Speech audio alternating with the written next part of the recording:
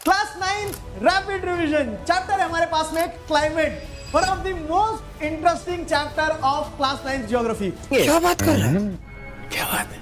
इस चैप्टर में बेसिकली अगर आप देखेंगे तो नई एनसीईआरटी के हिसाब से आपको क्लाइमेट, वेदर, ये कुछ बेसिक एलिमेंट्स और किस तरह से ये जो एलिमेंट्स को कंट्रोल करने वाले जो कंपोनेंट्स होते हैं उनके बारे में बताया गया है। क्लाइमेटिक कंट्रोल्स के अंदर आप डिफरेंट क्लाइमेटिक कंट्रोल्स, क्या फैक्टर्स हैं जो क्लाइमेट को कंट्रोल करते हैं, और साथ ही साथ फैक्टर जो इंडिया के क्लाइमेट को कंट्रोल करते हैं, वो सारी चीजें जानने को मिलती है।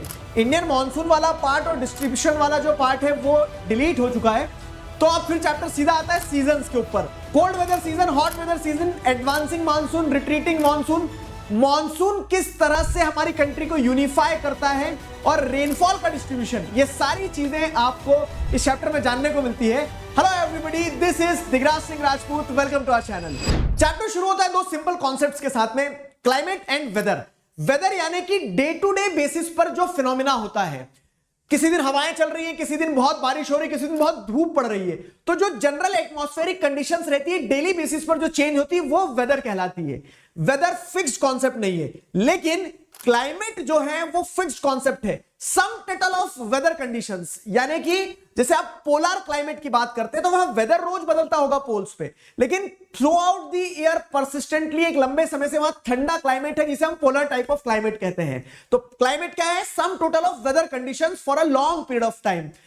हमारे जमाने में आते बघा सुरू झालं। दोनों ही वेदर और क्लाइमेट के एलिमेंट्स सेम होते हैं, जैसे रेनफॉल, जैसे टेम्परेचर, एटमॉस्फेरिक प्रेशर। अब उसी हिसाब से आप वर्ल्ड को अलग अलग क्लाइमेटिक जोन्स में डिवाइड कर सकते हैं, और इंडिया जो है वो monsoon type of climatic zone में आता है।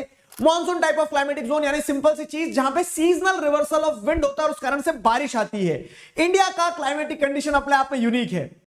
अपने साथ मत जोड़िए, हमको अलग है। ये यूनिकनेस हम दो एलिमेंट्स की मदद से समझते हैं, टेम्परेचर और प्रेसिपिटेशन।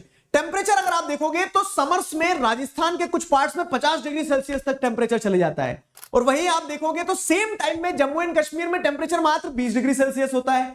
वहीं पे आप देखोगे तो सर्दियों के दिन में जहां जम्मू एंड कश्मीर में द्रास रीजन में -45 चले जाता है टेम्परेचर, तिरुवनंतपुरम में 22 डिग्री सेल्सियस ही होता है। तो ये तो आपको वेरिएशन देखने को मिल रही है टेम्परेचर में। सिमिलर वेरिएशन आपको प्रेसिपिटेशन में भी देखने को मिलती है कि कंट्री के कुछ पार्ट्स में प्रेसिपिटेशन के नाम पे स्नोफॉल होती है, और कंट्री के मेजर पार्ट में आपको देखने को मिलता है बारिश होती है। अमाउंट में भी अगर आप देखेंगे तो 400 सेंटीमीटर तक रेनफॉल होती है नॉर्थ ईस्टर्न स्टेट्स में, और 10 सेंटीमीटर ही रेनफॉल होती है लद्दाख और राजस्थान के कुछ क्षेत्रों में। तो ये वेरिएशन इंडिया में कल्चर को, इंडिया में लोगों के कपड़े पहनने के तरीके को, खाने को, हर चीज को बहुत हद तक इन्फ्लुएंस करता है। अंकल जी पानी पिला दीजिए, मेरा गला सूख रहा है। और मुंबई से आ रही है जहां पर बारिश नहीं, मुंबई के हालात बेहद खराब कर दिए। मुंबई के कई इलाकों में जल भराव हो गया है। पी लिया पानी। आगे बढ़ते हैं तो ये वेरिएशंस क्यों आते हैं, तो there are multiple factors which controls climate. पहला क्लाइमेटिक कंट्रोल होता है लैटिट्यूड। लेटे हुए लैटिट्यूड जो रहते हैं वो कैसे क्लाइमेट को इन्फ्लुएंस करते हैं, तो आपको पता है कि अर्थ कर्व है, हर लैटिट्यूड पे same amount of solar insulation नहीं जाता है, और उस कारण से आपको देखने को मिलता है जो लोअर लैटिट्यूड से, जैसे 0 डिग्री, वहां पे ज्यादा सोलर इंसुलेशन है, and as we move towards the pole solar insulation कम होती है, तो पोल के पास में क्या होगा, गर्मी कम होगी। सेकेंड चीज जो आपको समझ में आती है वो है एल्टीट्यूड, मतलब जमीन से जैसे जैसे ऊपर जाओगे आप हाई एल्टीट्यूड पे पहुंच रहे हो, vertical distance from the sea level. ये एल्टीट्यूड भी आपको सिंपल सा क्लाइमेट कंट्रोल फैक्टर कैसे काम करता है वो समझना होगा कि लोअर एल्टीट्यूड पे डेंस एटमॉस्फेयर रहता है तो टेम्परेचर ज्यादा रहता है, and as we move up the temperature decreases. क्यों? क्योंकि ऊपर उतनी डेंसिटी नहीं है, तो इसीलिए आप देखते हैं हिली प्लेसेस पे क्लाइमेट ऑल टुगेदर अलग होता है। पहाड़ पहाड़ पहाड़। तीसरा क्लाइमेटिक कंट्रोल अगर आप देखोगे तो वो होता है pressure and wind system. Pressure and wind system depend करते हैं एल्टीट्यूड, लैटिट्यूड, इन सारी चीजों पे, और ये प्रेशर एंड विंड सिस्टम से विंड्स के डायरेक्शन डिफाइन होते हैं, और उसी से रेनफॉल और टेम्परेचर। तो hence pressure and wind system भी एक इंपॉर्टेंट रोल प्ले करता है। चौथा अगर फैक्टर देखोगे वो होता है डिस्टेंस फ्रॉम सी। कॉन्टिनेंटैलिटी की अगर आप प्रिंसिपल को समझोगे कि जो जगह समुद्र के पास होती है वहां पे समुद्र की लैंड ब्रीज, सी ब्रीज जो चलती है वो मॉडरेटिंग इन्फ्लुएंस छोड़ के जाती है, और जो जगह समुद्र से जितनी दूर होती है वहां पे समुद्र का इन्फ्लुएंस उतना नहीं होता है। इस कारण से आप क्या देखते हैं कि दिल्ली में ठंड भी भीषण, गर्मी भी भीषण, लेकिन मुंबई में वो समुद्र मॉडरेटिंग इन्फ्लुएंस करता रहता है। अगला क्लाइमेटिक कंट्रोल है ओशियन करेंट्स। जैसे ओशियन करेंट्स होंगे किसी भी कोस्ट के पास में, फॉर एग्जाम्पल अगर वार्म ओशियन करंट है तो इवापोरेशन जल्दी होगा, मतलब बारिश होगी। लेकिन वहीं अगर कोल्ड ओशियन करंट है तो इस कारण आपको देखने को मिलता है कि वहां इवापोरेशन नहीं होगा, तो कोल्ड ओशियन करंट के बाजू में अधिकतर डेजर्ट्स ही मिलेंगे। लास्ट क्लाइमेटिक कंट्रोल है रिलीफ फीचर, जैसे कि वहां पे क्या फिजियोग्राफी है। फॉर एग्जांपल माउंटेन्स हैं तो वो कोल्ड विंड्स को रोकेंगे, माउंटेन्स हैं तो विंडवर्ड साइड पे बारिश करवाएंगे, लीवर्ड साइड पे बारिश नहीं होगी। तो these are some of the climatic controls. अब बात आती है कि what are the factors which affect India's climate. पहला फैक्टर है लैटिट्यूड। अगर आप लैटिट्यूड को देखेंगे तो इंडिया में जो लैटिट्यूड्स हैं वो tropic of cancer almost 2 halves में इंडिया को डिवाइड करता है, हमने चैप्टर 1 में भी पढ़ा है। तो अब आपको देखने को मिलता है कि ट्रॉपिकल और सब ट्रॉपिकल टाइप ऑफ क्लाइमेट आपको इंडिया में मिल जाएगा। दूसरा फैक्टर जो इंडिया के क्लाइमेट को इन्फ्लुएंस करता है वो है एल्टीट्यूड। जैसे अगर आप देखेंगे तो इंडिया के नॉर्थ में हिमालयन माउंटेन्स है with an average height of 6000 metres. ये वो कोल्ड विंड्स को इंडिया में एंटर नहीं करने देते हैं जो सेंट्रल एशिया से आ रही होती है। इस कारण से आपको देखने को मिलता है कि इंडिया का जो क्लाइमेट है उसमें विंटर्स उतने हार्श नहीं होते, माइल्ड होते हैं when compared with the central Asia. तीसरा फैक्टर जो इंडिया के क्लाइमेट को इन्फ्लुएंस करता है वो है प्रेशर एंड विंड्स। आप देखेंगे तो कुछ सरफेस विंड्स होती हैं, जैसे साउथ वेस्टर्न विंड्स हो गई, नॉर्थ ईस्टर्न विंड्स हो गई, जो हमारे यहां बारिश लाती है, बारिश को ले जाती है। आप देखेंगे तो कुछ अपर एयर सर्कुलेटरी विंड्स होती है, जैसे जेट स्ट्रीम्स, जो इंडिया के क्लाइमेट को इन्फ्लुएंस करती है। वेस्टर्न साइक्लोनिक डिस्टर्बेंसेस, जो वहां पे वेस्टर्न मेडिटेरेनियन सी में साइक्लोन्स आते हैं, उससे इंडिया के ऊपर भी इंपैक्ट होता है। और इस तरह से प्रेशर्स और विंड्स भी इंडिया के क्लाइमेट को इन्फ्लुएंस करती है। इन सभी कारणों से आपको मल्टीपल सीजन्स इंडिया में देखने को मिलेंगे। Broadly climatic condition monsoon type की ही रहेगी, लेकिन क्योंकि वेदर कंडीशंस चेंज होती रहती है और उस हिसाब से 4 ब्रॉड सीजन्स आपको देखने को मिलते हैं। पहला सीजन है कोल्ड वेदर सीजन, जिसे हम विंटर्स कहते हैं। It starts from mid of November, Feb तक ये सीजन चलता है।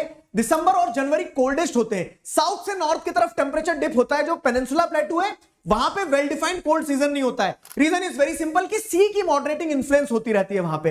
इनफैक्ट आपको देखने को मिलता है कि जो नॉर्थ में नदन माउंटेन से हिमालय से वहां पे स्नोफॉल तक महसूस की जाती है, माइनस में टेंपरेचर चले जाता है। नदन पार्ट में 10 से 15 डिग्री सेल्सियस तक टेंपरेचर रहता है। जो विंड्स फ्लो कर रही होती है तो आपको देखने को मिलता है कि नॉर्थ ईस्टर्न विंड्स फ्लो कर रही होती है, जो कि लैंड से सी की तरफ चल रही होती है, तो वो ड्राई विंड्स होती है, बारिश नहीं होती है। कुछ कुछ पार्ट तमिलनाडु का जो है बारिश रिसीव करता है, क्योंकि बे ऑफ बंगाल से जो विंड जाती है वो अपने साथ पानी लेके जाती है।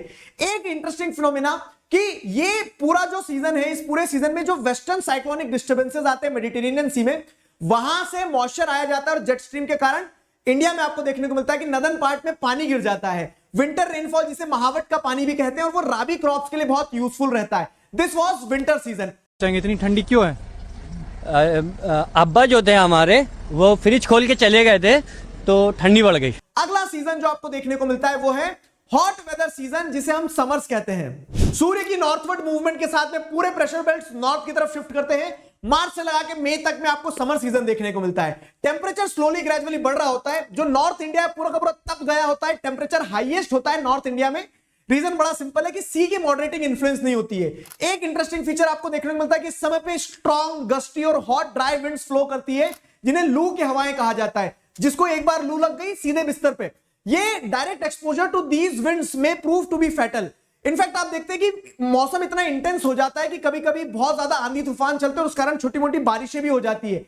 इन्हीं बारिशों को, इन्हीं आंधी तूफानों को वेस्ट बंगाल में काल वैशाखी कहा जाता है। यही बारिशें और यही हवाएं क्या होता है कि मॉनसून से पहले कुछ कुछ बारिश करवाती है, जिससे आम की फसल पकती है। तो इन्हें प्री मानसून शावर्स भी कहा जाता है केरला और कर्नाटका में। तीसरा सीजन जो हमें देखने को मिलता है जिसे एडवांसिंग मानसून कहते हैं, यानी कि रेनी सीजन। अर्ली जून तक ये जो इंटेंस लो प्रेशर बना है, ये अट्रैक्ट करता है ट्रेड विंड्स को, जिसे साउथ वेस्ट विंड्स कहेंगे हम। ये विंड्स जब चल के आती है तो ये ओशन के ऊपर से आती है, जो गर्म होता है, वहां से बहुत सारा मॉइस्चर लेके आती है। तेज हवाएं अपने साथ मॉइस्चर लेके आ रही है।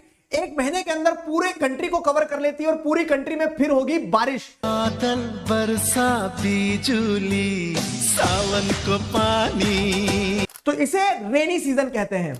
साउथ वेस्ट मॉनसून विंड्स के इनफ्लो करते ही मौसम में 360 डिग्री चेंज आता है। वेस्टर्न घाट बारिश रिसीव करता है, सेंट्रल इंडिया में बारिश होती है। मैक्सिमम बारिश नॉर्थ ईस्टर्न स्टेट्स में होती है। वेस्ट से ईस्ट की तरफ बारिश की इंटेंसिटी कम होते चली जाती है। यहां पे एक इंटरेस्टिंग फीचर आपको ब्रेक्स का देखने को मिलता है। ब्रेक्स इन मॉनसून यानी कि ड्राई और वेट स्पेल। और ये ड्राई और वेट स्पेल जो होते हैं, ये इतने हद तक होते हैं कि कहीं कहीं तो खूब बारिश होती है, खूब बाढ़ आती है, और कहीं कहीं सूखा पड़ जाता है।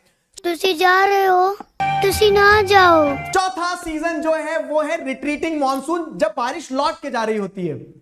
इसे ही हम ट्रांजिशन सीजन भी कहते हैं। अक्टूबर नवंबर के साथ साथ में साउथवर्ड मूवमेंट होता है सन का, और साउथवर्ड मूवमेंट के साथ में ही प्रेशर कंडीशन चेंज होती है। लो प्रेशर हाई प्रेशर से रिप्लेस हो जाता है। आपको देखने को मिलता है जो हॉट रेनी सीजन था वो रिप्लेस हो रहा है ड्राई विंटर सीजन में। अभी एक इंटरेस्टिंग फीचर यहां पे ये देखने को मिलता है कि जमीन गीली है, टेम्परेचर थोड़ा बढ़ा हुआ है, इस कारण से जो ह्यूमिडिटी है वो एटमॉस्फेयर में बढ़ जाती है और अक्टूबर हीट का फिनोमेना भी देखने को मिलता है। एक और इंटरेस्टिंग चीज ये होती है कि अब low pressure bay of Bengal पे है और वहां पे ट्रॉपिकल साइक्लोन्स डेवलप होना शुरू होते हैं जो कि ईस्टर्न कोस्ट पे बहुत डिस्ट्रक्शन और बारिश लाते हैं। ये था पूरा का पूरा सीजन्स का कॉम्बिनेशन। अगर हम बात करें कि मॉनसून क्लाइमेट में जो डिस्ट्रीब्यूशन है रेनफॉल का, तो वो किस तरह से है, तो कहीं पे 400 सेंटीमीटर रेनफॉल है जैसे कि नॉर्थ ईस्टर्न स्टेट्स में, वेस्टर्न घाट्स में, और कहीं कहीं आपको देखने को मिलता है कि 10 सेंटीमीटर रेनफॉल ही पहुंच पाती है जैसे लद्दाख रीजन में और वेस्टर्न इंडिया की तरफ राजस्थान में। इसके अलावा मॉडरेट रेनफॉल आपको नदर्न प्लेन में और डेक्कन प्लेटू में देखने को मिलेगी। लास्ट टॉपिक होता है monsoon as a unifying bond, जहां पे ये बताया गया है कि देखो हिमालयाज है जो क्लाइमेट को इन्फ्लुएंस कर रहे हैं, पेनिनसुला प्लेटू है जो क्लाइमेट को इन्फ्लुएंस कर रहा है, लेकिन इन सारी चीजों के बावजूद भी monsoon acts as a unifying bond. हमारे फेस्टिवल्स, हमारी प्लांट लाइफ, हमारे क्रॉप्स, हमारे पूरे फार्मर्स एक टक देखते हैं मॉनसून की तरफ। मॉनसून आता है जिससे हमारा रिदमिक साइकिल ऑफ सीजन बनता है, हमारे क्रॉपिंग पैटर्न सेट होते हैं, हमारी नदियों को पानी मिलता है जो पूरे देश को जोड़ के रखती है। This was the whole chapter. I hope you guys enjoyed it. Full chapter explanation इसी चैनल पे मिलेगा। अभी के लिए साइन ऑफ करता हूं। Thank you very much.